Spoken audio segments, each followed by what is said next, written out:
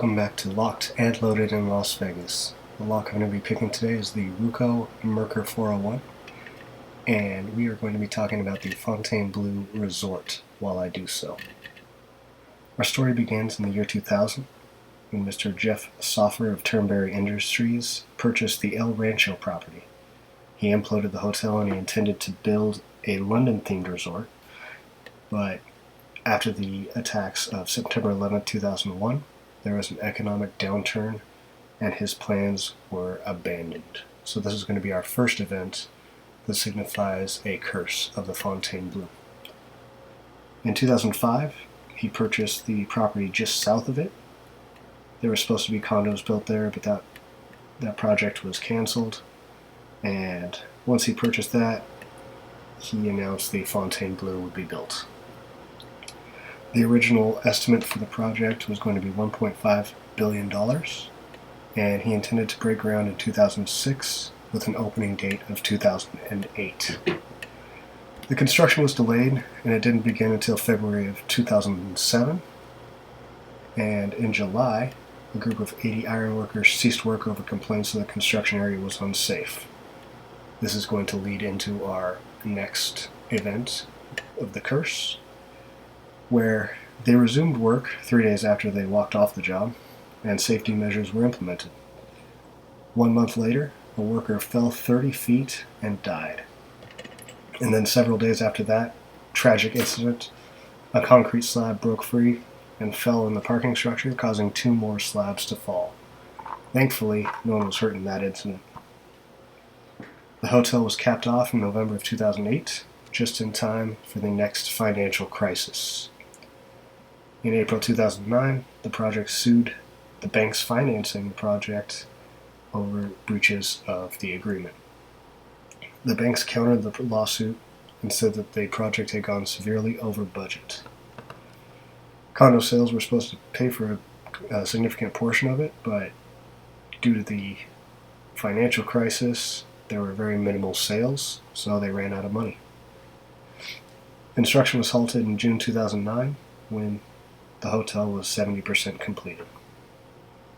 It went up on the market, and I'm sure I'm going to mispronounce this name, but financier Carl Icahn purchased it in February of 2010. He intended to wait for an economic rebound and resell it.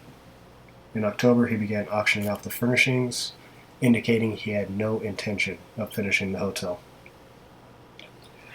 In 2015, he placed it up for sale, and it was finally sold in August of 2017 to Andrew Witkoff, who purchased it for $600 million. He intended to rebrand the hotel and name it the Drew to honor his deceased son, who had died of a drug overdose. In 2018, a man trespassed onto the property and started fires, resulting in $10 million worth of damage. In 2020, construction ceased due to the COVID-19 pandemic. The final event that shows that this hotel is a cursed project, and lawsuits spelled the end of the Drew.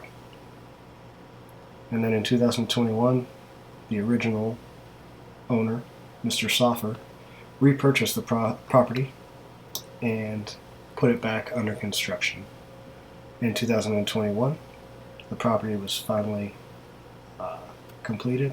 It was finally completed in 2023 and opened in December of 2023, where it still stands today. I hope you found that interesting. Now let's talk about some of these pins in this lock.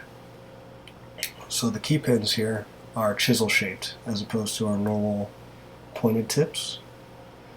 Let's go up into the Bible. So this Ruko is going to have barrel drivers, which you saw in the core that there's some countermilling. So they interact in the countermilling, they get a little bit locked up. To me, this lock feels a little bit like serrated pins, but just a little bit more stiff in the resistance you get as you're picking it. As I pull these out, you'll notice that the drivers vary in length. That's called balancing. The drivers vary in length so that they closely match the key pins, and that helps prevent bumping because the drivers are all different lengths. Not sure why the focus went out there, but it comes back pretty quick. This is a really fun lock to pick. Very tight tolerances. Very strange feel because of the chisel-shaped pins. Very tight keyway.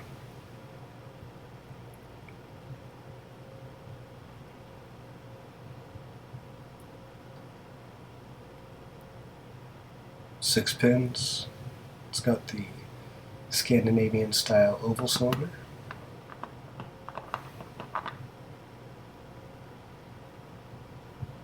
Alright guys, I'll give you a close-up look here. So again, we've got the chisel-shaped key pins, the barrel spools, and standard springs. Alright guys, thanks for watching. That's our lock. Now let's go get loaded. Stay safe.